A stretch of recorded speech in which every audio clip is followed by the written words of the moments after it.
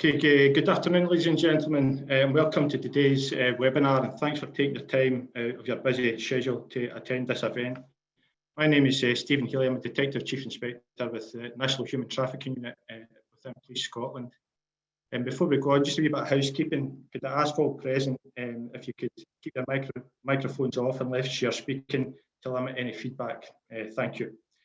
So the purpose of today's webinar is hopefully to provide a better understanding to the business community of what labour exploitation is, what different forms it can take and what you can do to help eradicate it.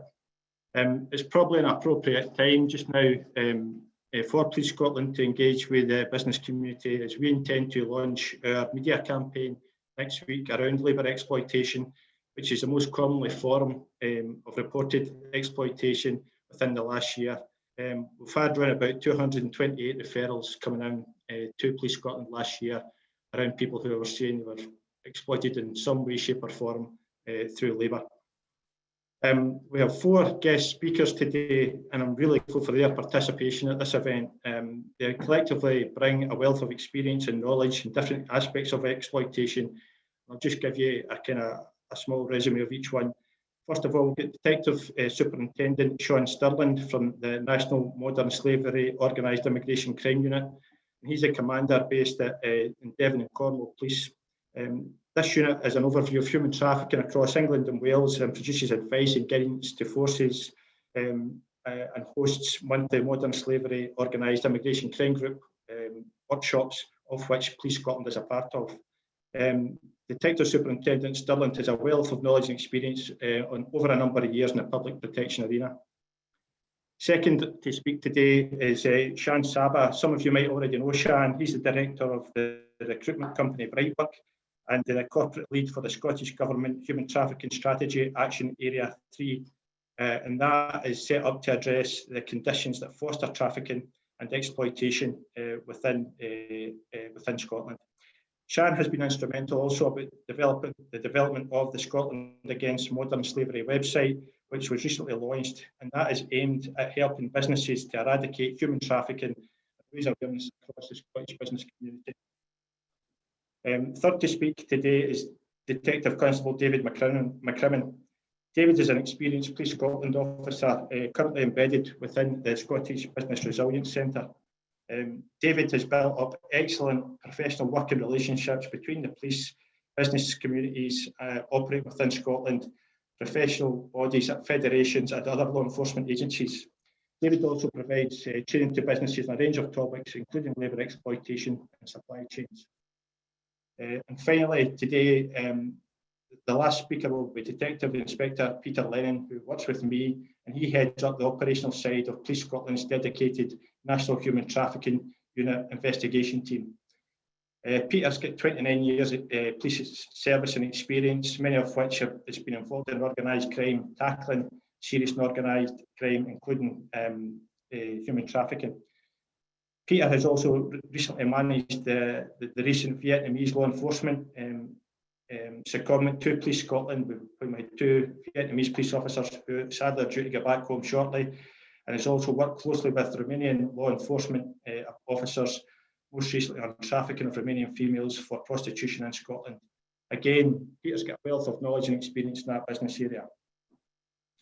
So before I move on to the speakers, the format of today's event will be roughly each speaker will hopefully talk for about 10 to 12 minutes. And after they're finished speaking, they'll hand over to the next speaker. We intend to do a question and answer session at the end of the 4 speakers when they're finished, so that it's a bit easier to pull all the questions together. So what I would ask you to do, if you've got any questions, if you could submit them through the Q&A tab at the bottom of your Zoom screen. There's a small tab there that you can use for that purpose. So if you could do that, I would really appreciate it, and we'll try and get through the questions at the end of the 4 speakers. We've got all this to do within 1 hour, so we're a bit tight, but we'll hand over as quick as we'll do it as quick as we can, and hopefully get all your questions answered within that time period. So without further ado, I think now I'll hand over to Detective Superintendent Sean Stirland to start his presentation. Sean, over to yourself, and thank you.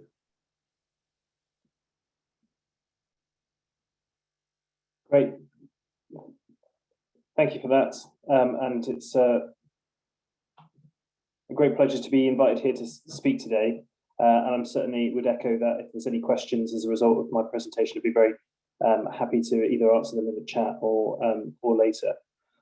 What I'm hoping to give you today is just a brief overview in the time available about what we're doing around modern slavery and labour exploitation in particular. And if we can go to my second slide, and just click through all that, you can see there, as I'm sure most of you know, why does modern slavery happen? And it's not necessarily because the people involved are evil and enjoy committing heinous crimes, although I'm sure some of them do. It's to create money. And we see time and time again that organised crime groups in particular are attracted to people trafficking because it's high reward and low risk. And we especially see it in parts of the country where there is a demand for unskilled labour and where there's availability of cheap housing. And where you get those two factors combining, you often see modern slavery and exploitation. So in terms of the police, this is a high priority area for us. It's a policing priority, not just because of the human cost and our need to safeguard those vulnerable people, but also because of the economic cost that it causes to the UK as a whole. And that estimate there is the latest Home Office estimates for the UK, so 3.3 to 4.3 billion pounds, which I'm sure you'll agree is quite a sum. So on the next page, we'll see there, we are increasingly treating modern slavery as serious and organised crime. Quite often when you come across instances of modern slavery where there's a suspicion that people are being exploited, it tends to be something that's very local. Particularly with labour exploitation, you might see one person where you think that something's not right and that you think they might be being exploited and they might be a victim of slavery. But what we know is that when you look into these investigations and you develop intelligence and undertake investigative inquiries, you quite often see that very quickly linked into wider serious and organised crime. And the issues around polycriminality are well known now, thanks to several years of investment by the government into trying to understand the threat following the Modern Slavery Act in 2016. And what we see is, as I said before, organised crime groups finding an opportunity to make money and then moving changing their business practices in order to take advantage of it. And we do see it being operated quite often as a business. They're looking for ways to make the maximum amount of money from the resources they have. And if part of that involves exploiting their labour force in a way that we would recognise as modern slavery, then we do see that they do that. So if you can just click through those slides, I think there's a few bullet points that are going to come up around that.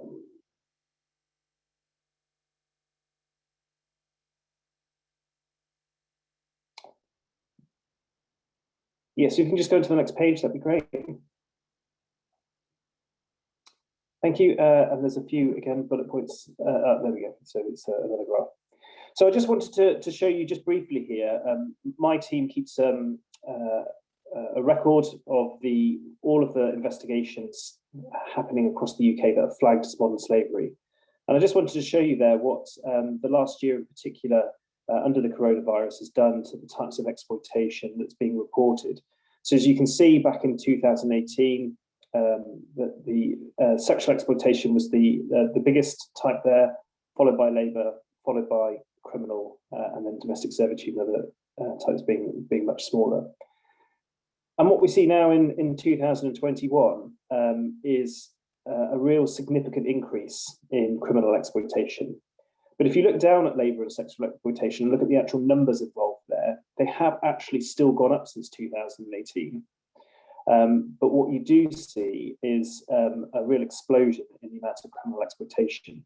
Now, partly we think that's because there's been a huge amount of focus around county lines as a model for drug dealing, and of course, county lines necessarily requires the exploitation of young people, which is what an awful lot of that criminal exploitation comes up at. But we also think that the effect of lockdown within the UK has restricted the opportunities for organised crime groups to exploit people in terms of labour, sexual exploitation, and domestic servitude. But it is, as you can see from there, still going on to a great extent. If we can move on to the next slide, please. So I also just wanted to go through there the suspect and victim nationalities.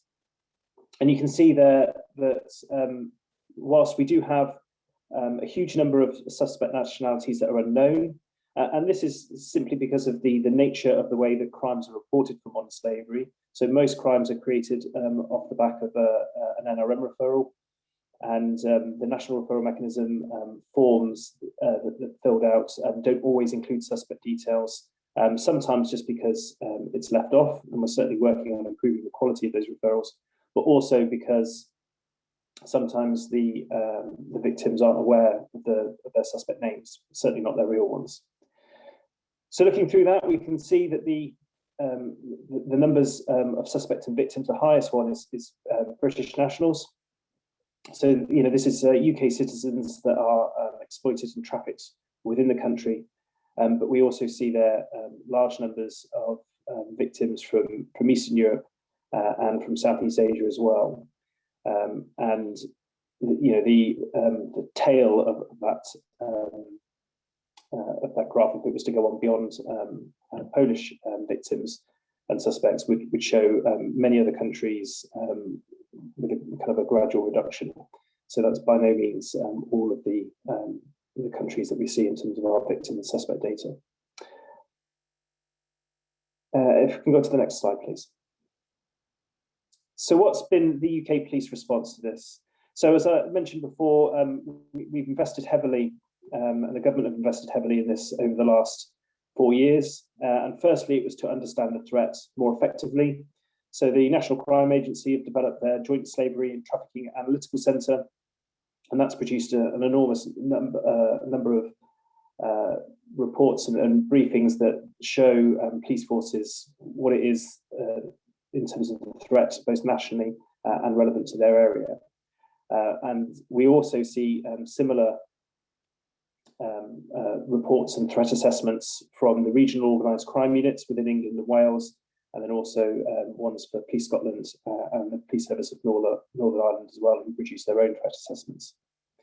So we've been working across the UK to strengthen our response to this by increasing the support for victims of trafficking.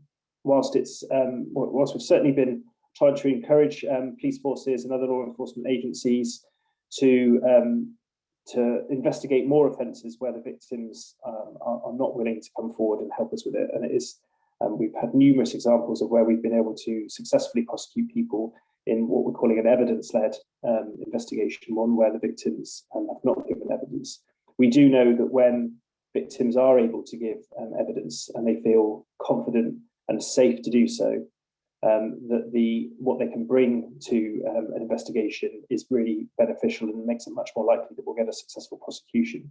So we have been working very closely with the Home Office to try and improve that support to victims. And just as a small example, this year, police forces have always struggled with the 5 days that we have to wait for a reasonable grounds decision when someone's gone into the NRM in order to access accommodation.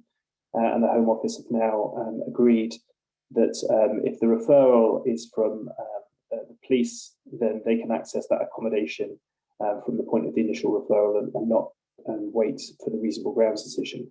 And this is important because when police come across victims of trafficking, it's normally because they are being taken away from there immediately, and so their need for accommodation is often very urgent. Police forces have struggled to manage that by themselves. So that's just one example where we've managed to increase the support for victims. So another one is improving police training. We know that modern slavery can be a complex crime to investigate. It's generally got elements of polycriminality, as I've mentioned. The issues around the victims are often very complex, they're often very vulnerable, victims who often, if they're from abroad, may not have a good command of English, and may be distrustful of police, particularly if the police in their home country are not what we consider a type of police force that we'd want over here in terms of their willingness to protect people. So sharing of intelligence and resources between enforcement agencies, that's another area that we've been looking to increase, particularly with the National Crime Agency, who lead the kind of threat area within UK policing for modern slavery, and making sure that what every agency knows is available to every other, particularly when we're developing up those cases from the beginning, when we have those initial reports. And also we're working with Europol to tackle international offending. And just to, in terms of the Brexit and what effect that's had, just to reassure everybody, that hasn't had any effect on our ability to work with Europol and to access the Siena database in order to share information and get evidence from our overseas colleagues in Europol to deal with modern slavery. So we no longer have access to the SIS2 database, but in terms of Siena and Europol and that modern slavery intelligence, we are still able to access that even post-Brexit. And last one there, in terms of enhancing safeguarding, as I mentioned there, we've been working with the Home Office to improve support. You go to the next page, please.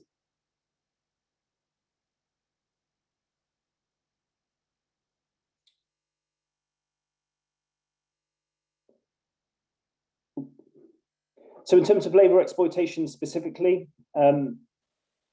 I'm sure most of you are aware of the death of 39 migrants from Vietnam that occurred in Essex in 2019, who were found in the back of a refrigerated lorry and who suffocated through a lack of oxygen in there. And that very tragic case has led to an enormous amount of work from both the Home Office within UK policing and also across other law enforcement and government agencies. And one of the things that's come out of the learning from that investigation is the road haulage working group. And we've been working with, for example, the manufacturers of those refrigerated units to try and make sure that the ventilation system can be accessed from the inside of those containers. So currently they can only be accessed from the outside, but manufacturers, certainly the European ones, who are some of the biggest in Europe and constitute most of the refrigerated lorries that operate in the UK, have agreed to build that into their new designs. And so what we should see over the next few years as fleets get updated is an increasing amount of those coming forward, which should make it much less likely that people die in the back of those trucks, which is great and a real success of that team. We've also had an agreement with the Home Office to introduce legislation in the near future. It's still got to be approved by ministers, of course, but hopefully we'll be able to register trailers separately from trucks. And the reason that this is important is because trailers are quite often stolen and they're moved about from one truck to another. It's quite difficult for officers at the roadside to know that there might be suspicious circumstances in terms of those trailers, because at the moment there's no way of tracking who owns it and what it should be carrying. So we're hopeful that we'll be able to, that ministers will approve that and we'll be able to get that update as well.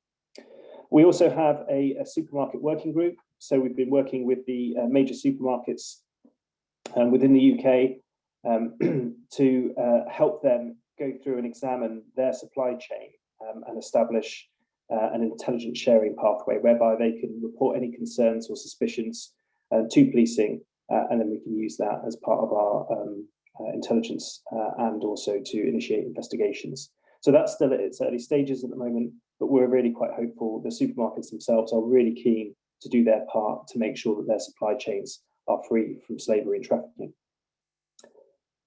In terms of trends of labour exploitation, as I mentioned earlier, COVID, we've seen far reduced opportunities. So you kind of more typical, perhaps even stereotypical slavery industries that we've seen over the last few years in terms of hand car washes and nail bars, they've been largely shut over the last year because of the lockdowns. And so we've seen far, far fewer, as you would expect, reports of slavery from those. But we are still seeing lots of reports of labour exploitation in particularly warehouses and food distribution and sometimes food production as well. And the point on there about organised crime groups adapting to changes, there was a recent investigation in the southwest of England whereby in response to previous investigations into slavery and trafficking for a food factory, they had made it mandatory that all employees had to have their own bank accounts, and so that money could be paid directly to employees' bank accounts. And then a subsequent investigation, which is still not yet reached court, but where there's good evidence to suggest that what the OCG did in response to that was to ensure that members of the OCG went round on a Friday after they were paid and collected 75% of their wages immediately. So, what the reason I mention that is because it's important for both law enforcement and also the business community to understand that you can't be laissez-faire about these things, and that what you think you put in place won't necessarily solve the problem, because they could still be possible. Sean, you're over your time. Oh, okay, yeah. So anyway, that was in fact my last point. So yeah, I will stop it there. Okay, Sean, thank you very much. Appreciate that. No doubt we'll have questions at the end from the assembled panel. So Shan Sabat is up next, ladies and gentlemen. So without further ado, Shan, I'll just hand straight over to you. Thank you.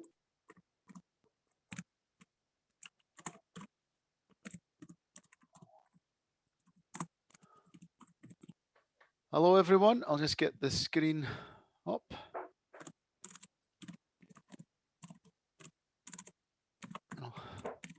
I'll start my video. Hi, thank you, everyone. Thanks very much. DSU Sean as well. That was quite an interesting perspective. One of the things you mentioned, Sean, was about sharing intelligence across law enforcement, and I think that's at the core of what I'm going to be talking about with regards to Scotland against modern slavery. It is about sharing resources, because we have to work together on this. So anyway, I'll do a quick.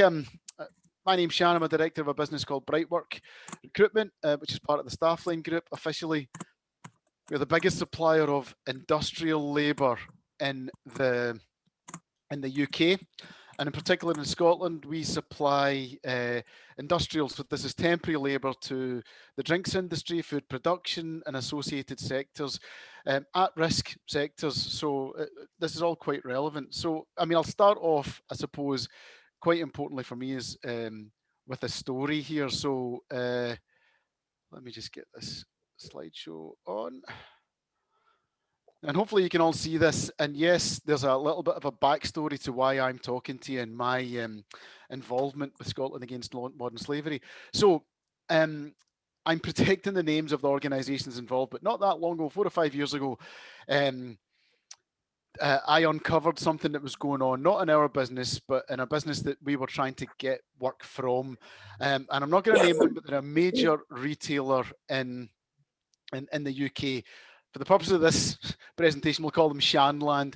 Shanland doesn't exist, obviously, but the retailer does. Now, this, if you can just work with me here, you have the retailer, then you have a third-party logistics company, a managed service organisation that outsourced the recruitment activity for temporary labour for this major retailer that we will all have shopped at.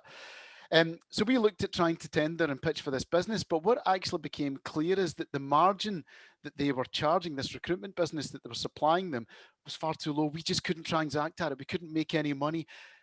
The sector had been squeezed so far, and we just couldn't understand how they made money. I did a bit of an investigation on this, and actually, when you look at Del Boy, it was a bit of a Del Boy scheme, and it was a tax loophole, and it was something that has been commonly used across the UK, and to me it's just not right, immoral. It's tax avoidance, and what they were doing is, oh, hello, somebody's in the background. Sorry. What what they were doing in the background is that they were actually charging the client, the customer, for national insurance, but they weren't paying it for the workers. And the reason they weren't paying it for the workers is that they were using a scheme where these workers, who were generally on national living wage or minimum wage as it was called at the time, who were non-UK nationals, they tended to be EU nationals who didn't understand the PAYE taxation system. The agency was telling them that they'd have to be registered as self-employed. They would then be working for shelf companies based in Pakistan, India, and Philippines, i.e. offshore. The agency was charging for national insurance. It wasn't paying the workers' national insurance, wasn't making those contributions. And also, they were claiming back tax from the UK government every year. So highly immoral. Now, I can only suspect the end retailer had no idea along this supply chain, a very, very close supply chain, but the end retailer didn't have any idea. And to me, it was just frightening. It really, really was. And if that showed me that if in ethical recruitment, you don't follow these processes, but there will be agencies that don't. If the customer is willing to not delve into their supply chain and ask these questions about how they're paying their workers, what else have they missed? And that was the bit that got me going. So I'll tell you a little bit about my story. And yes, I'm maybe adding a little bit of humour to a topic that isn't very humorous. But yes, there's me, and this is my story. And just for anyone that's watching, I still have that doll. That was my my doll, and I still take a slagging for having that doll. But yeah, I was born in '77. It's not about me and about where I came from, what my background is. This is about why I'm talking to you today, and I think this is the bit that I find quite hard. So yeah, we uncovered this in our sector. I've been working in recruitment for over 20 years, and you find that when this kind of practice goes on, what can you do about it? Well, we have to raise the standards. Yes, I understand that, we might not get it right all the time, but the businesses that I work for, Brightwork Staffline, we make sure that we've got the best moral standards that we have, and that our staff work to those values. Of course, in our sector, we might not have got it right all the time, and people will want to take pot shots at us, but we have to maintain that level of standard. If it's not there, there's not much we can do. So we're looking at growth in our business a few years ago. We were a big player in the whiskey sector, the drinks industry, and we thought we could try and grow into the food manufacturing sector. Now, to do that, you have to take part in enroll in a course called Stronger Together. It's a brilliant organisation that raises awareness and gives you guidance and a core standard on how to deliver training and what to look for with regards to victims of exploitation that might come into our workplace or our customers' workplace. So purely for a business perspective, I took on this course so that we could tick that box. So I did. And I went and did the course. And there's a picture of me smiling at the start. And after it, I was deeply disturbed, because I realised, going back all those years, that the business I worked for, which was Brightwork at the time, we didn't have the processes in place to identify these risk areas, to know the red flags, to have the training to our staff. We were putting workers out and we didn't know, and I felt sick. I really did. So then what we did is we put the training in place. We trained up all our staff. We raised our standards, and we started to move and take this forward. I then got in touch with the Scottish Government and asked them what they were doing to raise awareness in the business community in Scotland, because if we didn't know, who else doesn't know? And when you look at the NRM figures back then, we've just seen them rise considerably every single year. So I didn't think I could sit in my hands, and we took it a stage further. So yes, what we did is I started to work with the Scottish Government and what their strategy is, and I sat as was mentioned by David earlier on about Action Area 3 with regards to the human trafficking and exploitation strategy. But what we did do is we took it a little bit stage further. So I'll bring it back, and I know that David will be talking about a little bit more about the red flags and what we look for from a business perspective, first of all, and some of the signs of somebody who's been trafficked, and these are things that are easily available. And I know that they'll be shared post this seminar around everybody, so I won't labour on them. But the things we are looking for when we register candidates, the sharing of bank details, we just don't allow it. You can't have shared bank accounts because that's a control mechanism, a financial control, by is somebody continually introducing workers to us. Why? What's the reason for that? And have the workers paid, which is illegal in the UK, paid to get a job? Well, if they have, we need to find that out because there's a risk. So these are all the red flags that we're looking for. But something quite important that I've learned, and it takes it a stage further from a workplace environment.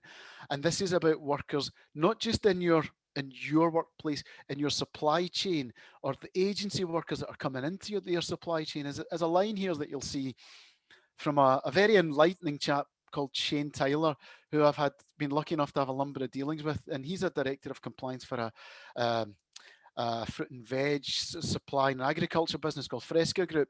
And he says it's not about the presence of abnormal. Now, these are the red flags. That's the abnormal presence. It's the absence of normal. Are we talking to our workers to see how they're doing? Are we saying to them, you know, what did you get up to the weekend? What you planning and spending your wages on this weekend? These are just conversations that we have and we would have. And I'm afraid to say that COVID has distanced us. And it's going to be worse if we do get some element of normality. And the reason I say that, because that's quite important, there's a few points about COVID and the impact of it. First of all is that compliance has had to drop because in recruitment, for example, face-to-face interviewing might not happen as much as we would like it, and we've had to step back from that. Secondly, at some of our customer sites, they don't have all of their office staff at the site, so workers are getting put out, and workers may not have gone through the same level of compliance checks that they should have gone through by the agency or by the end user. There's a real life example at the start of lockdown one, that one food manufacturing company found 16 workers were being exploited within a month of the government announcement this time last year that had come onto their site. Quite scary. And as I'm coming to a close here, some of the things I'd like to just mention here is about COVID and what it's caused with regards to the skills gap we see in Scotland and the UK. Yes, there's unemployment, and sadly, and there's no getting away from that, but it tends to be in the mid-management level that's happened in hospitality and non-essential retail, some of those really hard-hit sectors. Where the skills gap lies for us as a country, as a nation, is that low skilled level. Because of Brexit, we don't have the same level of EU labour coming to the UK now. We've got a gap, and that's where the criminality is going to start exploiting it. And we have seen signs of that happening over the last year, which is quite scary for me. So, as I kind of close on what we are doing with Scotland against modern slavery. So, thank you, David. That was a really nice intro you made at the start. We're a movement, an organisation to raise awareness in the business community. It ties in and works very closely with Action Area 3. And effectively, this is now the corporate group that is represented here. Now, these are all like-minded businesses, and it's growing, but in the last month and a half that have joined that want to eradicate this human misery. Some of them and some of those high-risk sectors are aware of it, are more than aware of what's going on, and they have very good controls and processes. But we are here to raise awareness and to share, as I said earlier on, share best practice and work very closely with the Scottish Government and Police Scotland, the GLAA, and various other charities and NGOs, survivors of human trafficking in Scotland, Hope for Justice, Strong Together, to make sure that we have got best practice and we're learning from each other, and that we're actually making sure that we're doing as much as we can to raise awareness, not just as businesses, but as human beings as we move forward. So I suppose as I come to finally to a close, we do hope to grow Scotland against modern slavery. This isn't my day job with SAMS, but what it is, it makes me feel that we're doing the right thing, and that morally is the most important thing to me. And we'll be working very closely with SBRC as we go forward and sharing that information and sharing our network and hopefully growing it. So thank you very much to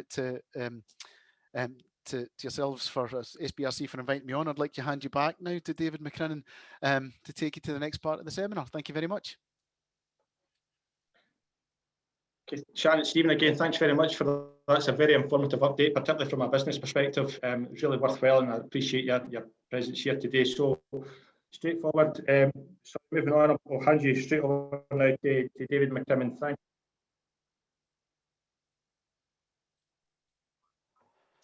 Good afternoon, folks. Thanks very much again to everybody that's came here today, albeit virtually. Thanks for the opportunity to speak at this today on behalf of not only Scottish Business Resilience Centre, but also Police Scotland. So it's a dual role that I am in. For those that know me, I've met me before, know my background. Police Scotland officer embedded into the Business Resilience Centre. I'm just going to cover some of the work that we do and a little bit on the sort of advice and guidance that we give to business. What I'll do before I share my screen is I'll switch my camera off, because nobody wants to see a 50-something-year-old man with his tongue sticking out while he's trying to work out how to share his screen. It should be coming up shortly.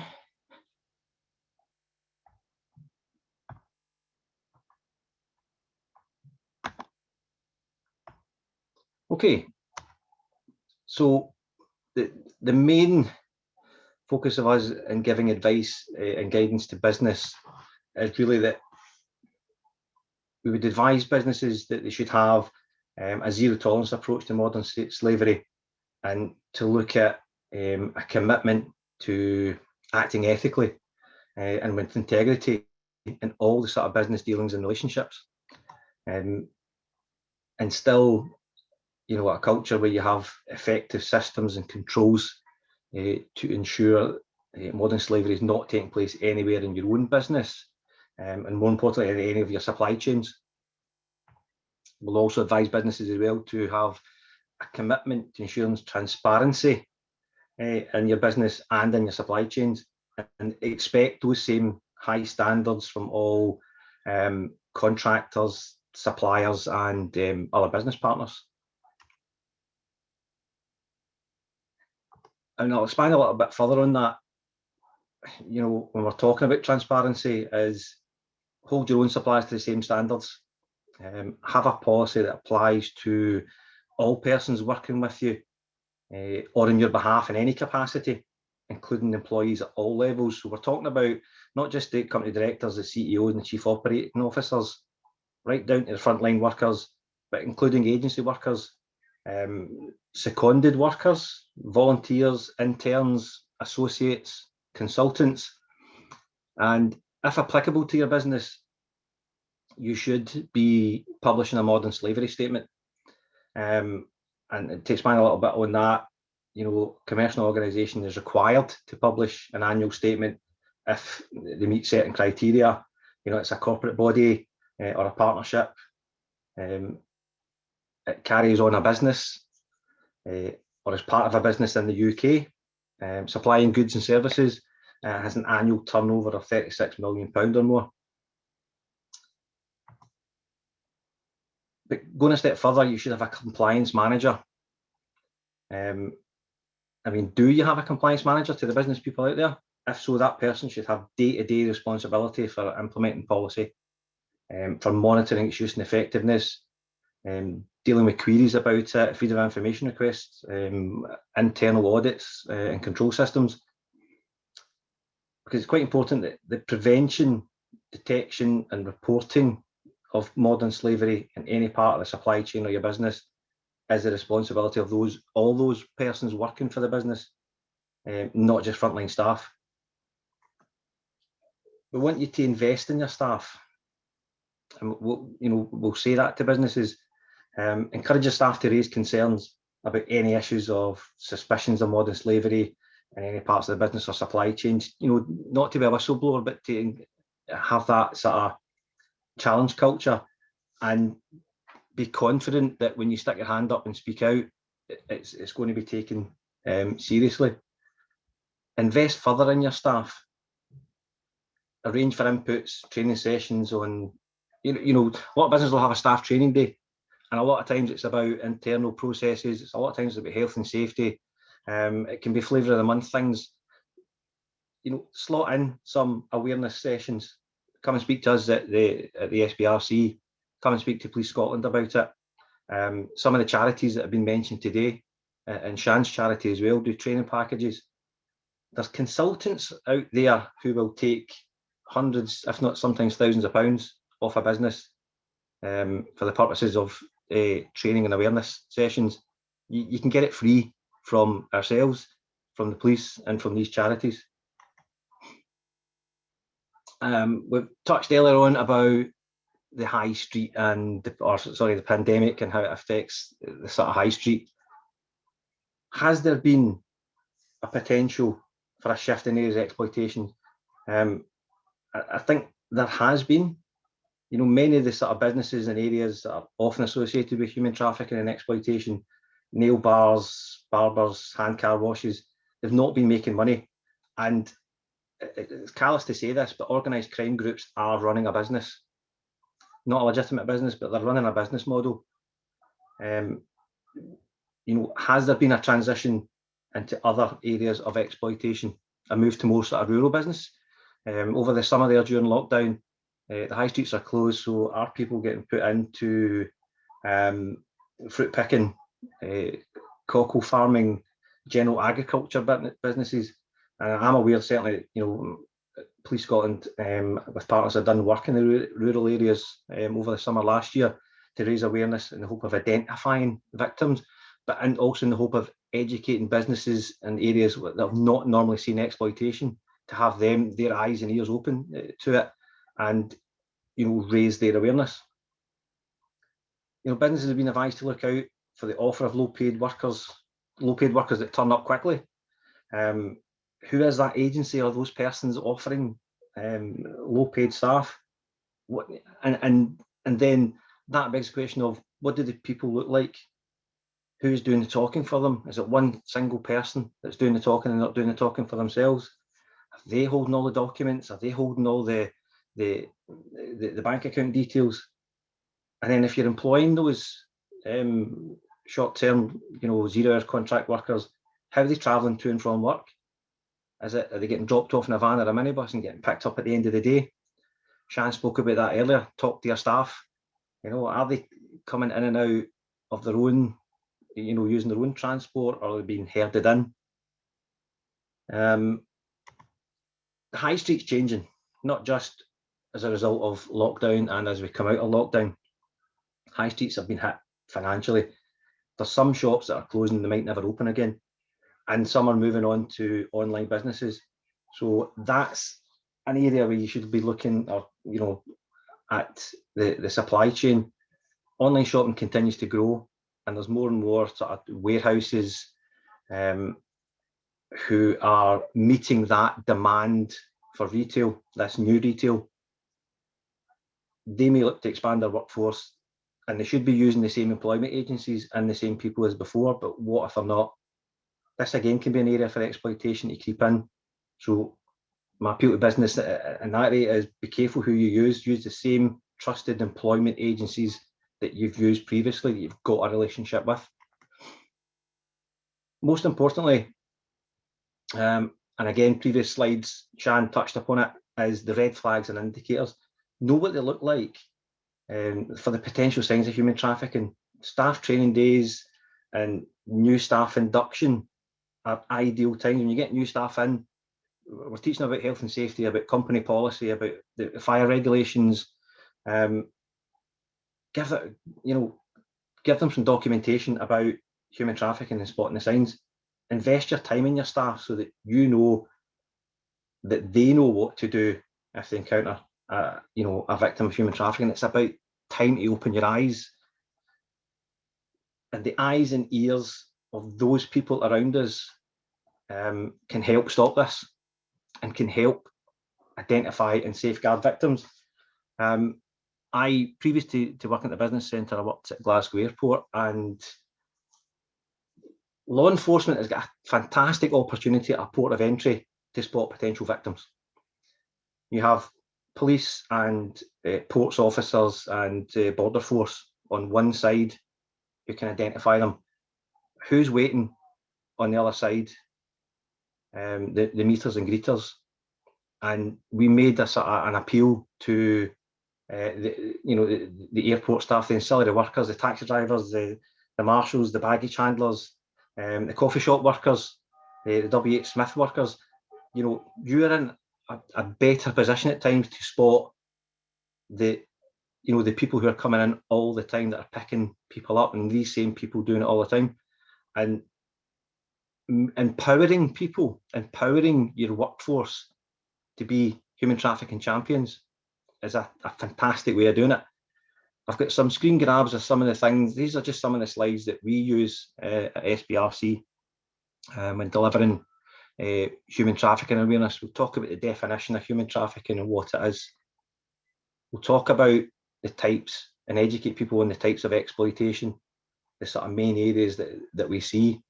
We'll talk about victims hidden in plain sight and the sort of key areas and what to look out for. You know, the roofers there, you know, they've not got safety equipment on. They've got tool belts and ropes. You know, they don't have hard hats or harnesses. People in nail bars, why are they wearing face coverings? I know everybody wears a face covering now because of the pandemic, but previously people working in nail bars, why are they doing that? Is it to hide their faces? It's probably because of the chemicals that are there, the working conditions. And look at the working conditions of the guys in the car wash. Are they wearing waterproofs? Are they wearing protective equipment? They're not. Is it the same people? Everybody loves a bargain. £5 for a car wash. Where is that money going? Is it the same people every week when you're going to get your car washed? We'll talk about anybody can be the victim of human trafficking. We'll get a human interest story. And this is a cracking story about how somebody answered a job advert in Bangladesh for a job in London and ended up in Scotland, hidden in plain sight. We'll talk about spotting the signs, as we said. In addition to human interest stories, we'll use a recent story as well that we can get from Police Scotland. And we'll speak about the victim-centred approach. We'll put in some facts and figures from the National Referral Model Mechanism. We get that every quarter, and we put them in and we explain to businesses we are concerned about the victim, and it's not about prosecuting a business. It's about protecting the victim, investigating it, and making changes, and identifying the real criminals at work here, which is the organised crime groups. I'll stop sharing now. I'll put my face back in camera.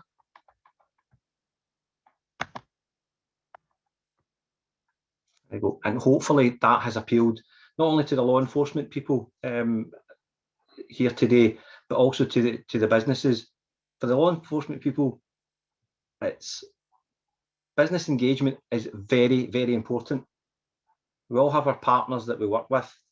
There'll be there's lots of opportunities when you're speaking to businesses, and it's about educating you guys as well from a law enforcement background.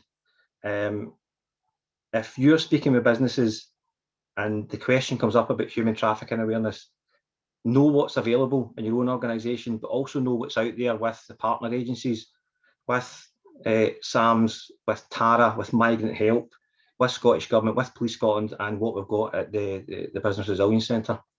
Thanks very much, folks. David, once again, thank you very much for a very informative talk as well. Folks, I'll hand you over now to Detective Inspector Peter Lennon. I'm actually having to share a computer here, so you'll see my name. Peter Lennon is actually the speaker. As I said, Peter's from the Detective Inspector National Human Trafficking Operation part of their business. So I'll hand you over to Peter. Thank you. Thanks very much for the opportunity. I propose just to go through a few slides just to give you a wee overview of labour exploitation and how we see it here at Police Scotland. I'll turn off the video and I'll turn it off near the end. If you could maybe next slide, please. So the aims and objectives of today of the awareness of labour exploitation, identify the general indicators of labour exploitation, the legal requirements of companies, and the organised immigration crime and the road haulage. It's estimated that there are tens of millions of victims of modern slavery or human trafficking across the world. And last year alone, there was over 10,000 potential victims of human trafficking were identified in the UK. Has resulted in the victims of human trafficking with forced labour and domestic servitude, often hidden in plain sight in their communities. The unacceptable truth is that there are too many victims continue to endure unthinkable horrors at the hands of ruthless criminals.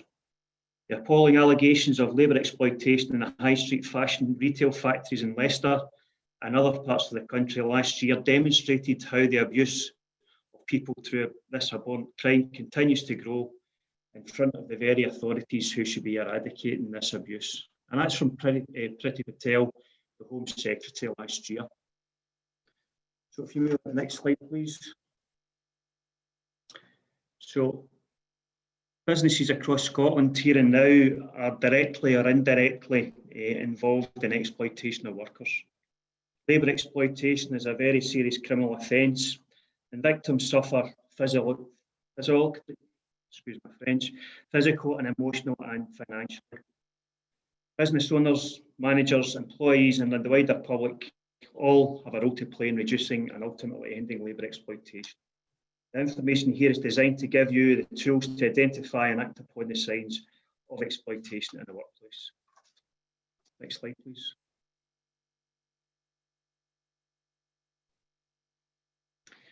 Labour exploitation occurs in many different industries in every part of the country, but sectors regarded as being particularly at risk include farming, fishing, food processing, packaging and fulfilment.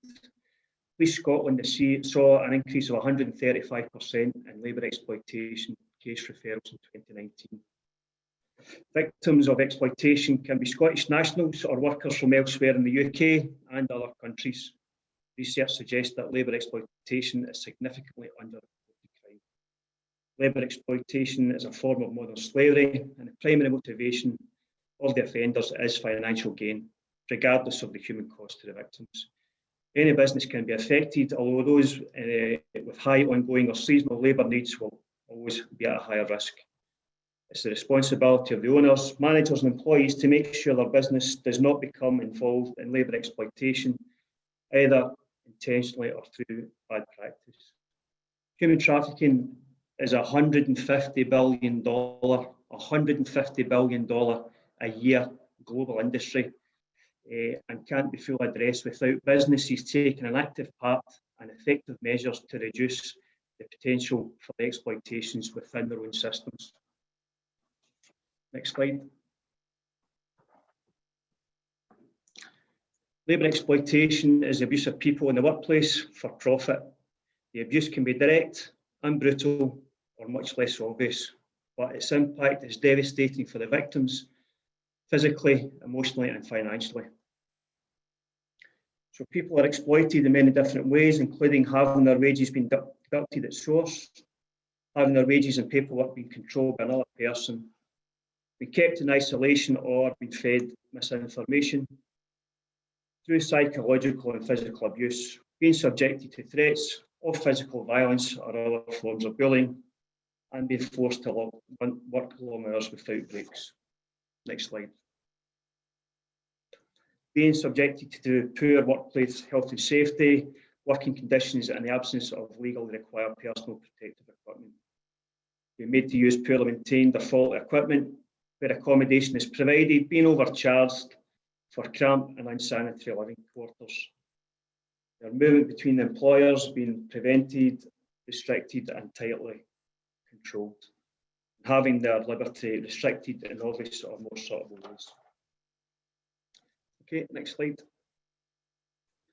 So essentially, it's an offence to recruit, transport or transfer, harbour or receive, exchange or transfer control of another person, or arrange to facilitate any of the above, with the expectation or knowledge that a person will be or is likely to be exploited. And it's irrelevant whether or not a person has consented to any part. Threats, force, coercion are not always required, as well as children, vulnerable adults and sexual exploitation. Next slide, please.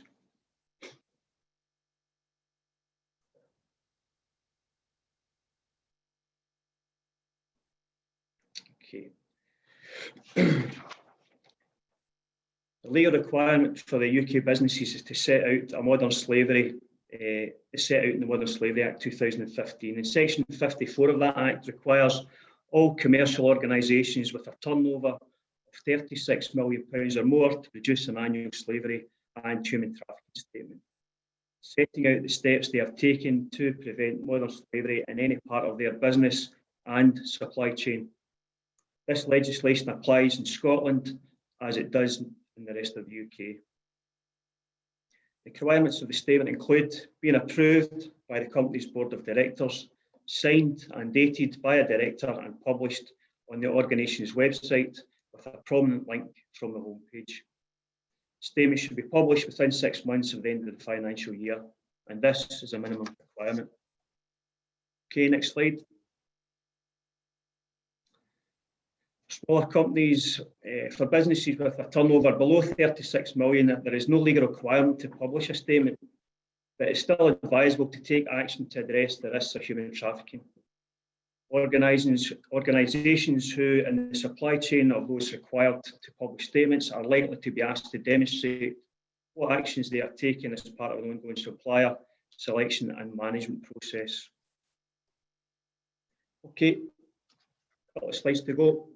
So, organised immigration crime, you can see the slide there. It's taken from the media, and there's some individuals on the left-hand side of that screen. So, next slide, please. So, tragically, in October 2019, 39 clandestine immigrants lost their lives within a sealed refrigerated unit whilst being transported into the UK from overseas by an organised crime group. Despite the tragic event highlighting the risk to life and the high-risk methodology during 2020, 49 cases involving refrigerated or sealed units were encountered by police forces following reports of clandestine entry. The use of this methodology will no doubt be significantly higher, as these figures only account for those that were detected. In the number of these events, the migrants were again starved of oxygen, had no water, and were exposed to significant harm by the loads of contents. Next slide, please. Okay, last slide. So in relation to these types of sealed units being used to transport migrants, it's impossible for the migrants to have entered and secured themselves within these units. This immediately evidences third-party facilitation, involvement, and a significant element of organised crime, whether by the driver acting alone or with a low or high level organised crime group involvement.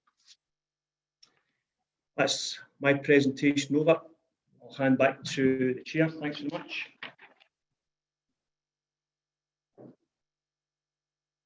Okay, Peter, thank you. We'll just probably go to the question and answer session now, folks. So there's a couple of Q&As I think have come in. I think most of them have been answered. Will there be a certificate of participation? Yeah, I think we're going to get one out for a CPD event for that. Jackie, can you just come in and confirm if that's right? Yes, it is, boss. I'll sort that out. Okay, thank you. Ideal. I think somebody's looking for a copy of PowerPoints.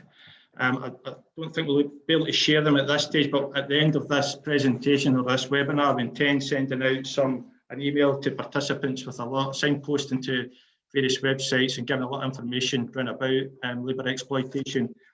And what I would say to you as well is that next week, probably I think maybe the 31st or the 1st, depending on how things go, Police Scotland will be launching an End Labour Exploitation campaign nationally in the media. There will be a microsite for that, for businesses, for the public, and there'll be a lot of good information for businesses that they can take from that and use, to try and combat labour exploitation within that sector. So please look out for that next week and make best use of that when it does come out. Greta, I think at the end, Bruno has just asked here, just happy, yeah, about training. I'll put this to the panelists. I'm not aware of any kind of free training that exists online. Sean, you're probably maybe a bit more knowledgeable in that respect, your current role. Have you got any knowledge of anything that's sitting at Scottish Government level, or sorry, British Government level, that could be used to train businesses? No, I'm not actually off the top of my head.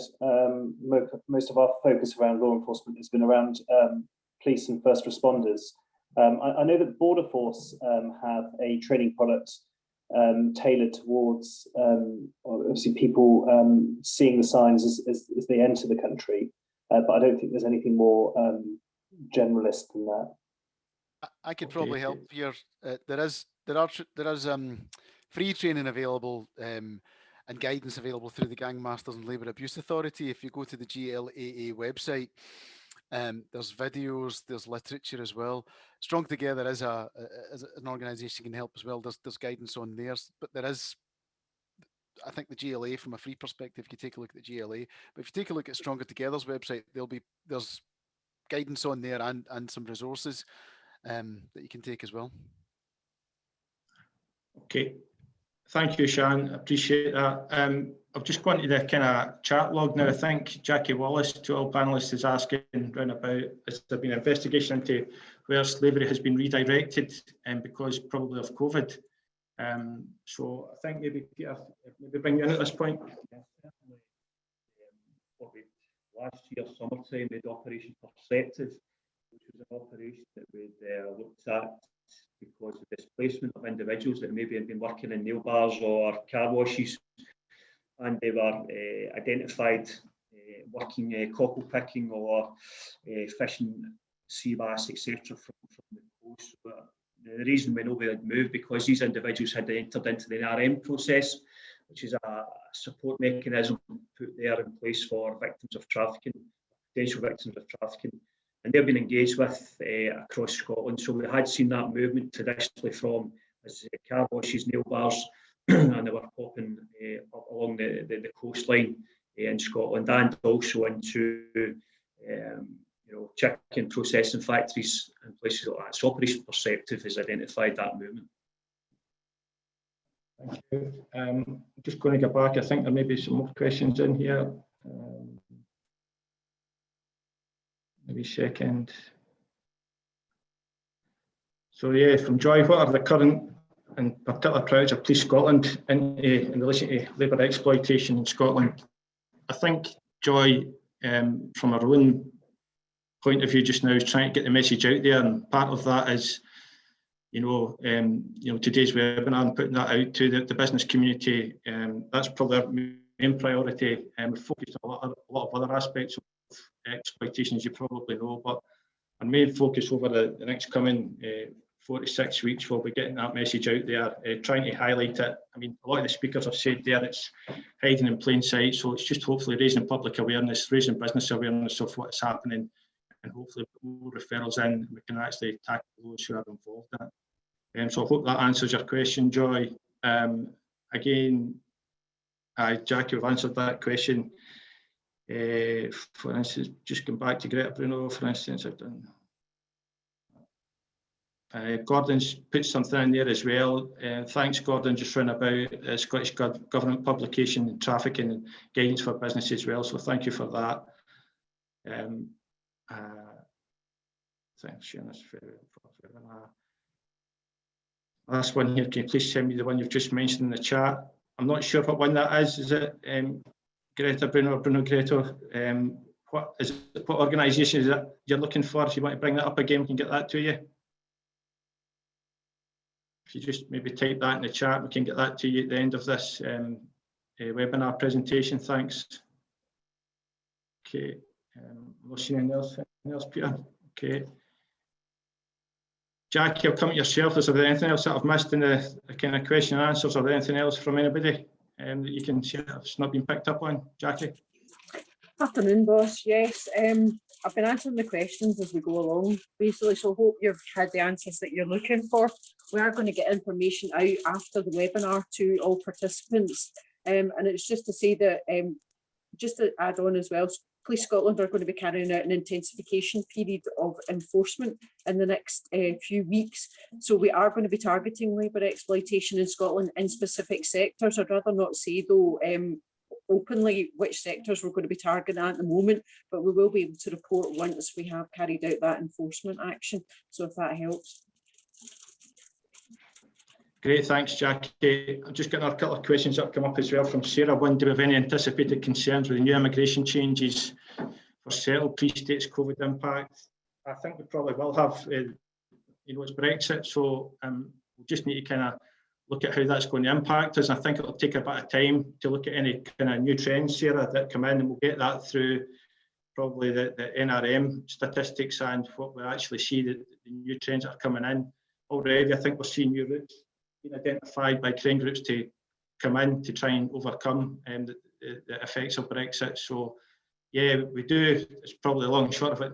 Have anticipated concerns. It's unclear what they will be. We'll probably need a bit of time to look at any facts and figures that come in so that we can then address those and take appropriate action. Back to Greta again. I think Shan mentioned, the free course that we could do online. I think that was from Borders Policing. Was it a Border Force, Shan? Sorry, Stephen and Greta, it's the GLAA website. And as Gordon Smith has put in the chat as well, the Scottish Government, the link to the Scottish Government will give guidance to businesses as well, which does have a clear section on red flags and spotting the signs as well. Okay, thank you. That's ideal. I think that should have answered that question too. Great, I've got the thank you in there. Folks, I think that's it. I'm not seeing any more questions coming in. So we're running 10 minutes over, but I think it was a worthwhile 10 minutes we've run over. I hope, just to close today's webinar, ladies and gentlemen, I really do hope that you've found this webinar beneficial. I hope it's enhanced your knowledge and your skills, and you can take that back from a personal basis and also from a business basis. And please, as I say, make yourself aware of the upcoming labour exploitation media campaign that's going to kick off next week. That will also be of great benefit, I think, to the public and to businesses. And all that's left for me to say is really, once again, my personal gratitude and thanks to our 4 speakers that have made this day possible. I think it's been really worthwhile. And for the rest of you in the business community, I really appreciate your time. I realise you're very busy people, so taking just over an hour out your day, a Friday afternoon when things tend to go wrong, if it's in like the police, it's a Friday afternoon problem. I really do appreciate your time, ladies and gentlemen, and I'll close it at that. So thank you and have a good day. Thank you.